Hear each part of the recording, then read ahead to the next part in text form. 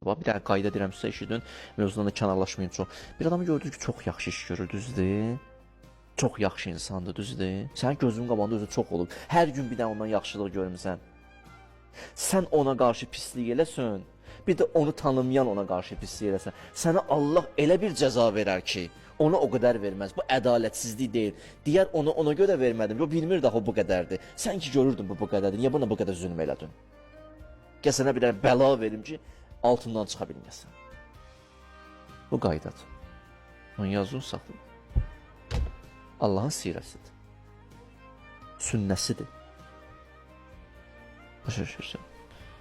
Hədislərdə var, deyir, bir insan yaxşılıq eləyənə Allah bəzi zülm, bəlalar var, dünyada verəcək. Bir sırada hədis deyim.